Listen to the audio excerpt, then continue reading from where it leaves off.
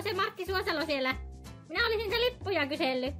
Ja käykö käteismaksu vai pitääkö olla se Edenredi? Niin, semmosia olen kuullut, että semmosilla voi maksaa kyllä.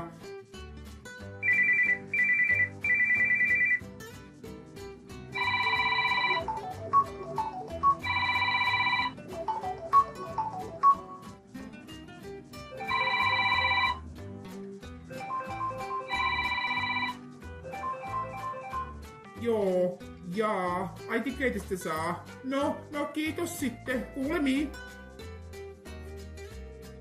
Täällä Pihtiputtaa mummo soittelee, kun meillä on semmonen käsityöpiiri, että olisiko se Martti voinut tulla pistäytymään siellä meidän kerhossa silloin, kun se on tulossa sinne esitykseen, sinne Lievestuoreille.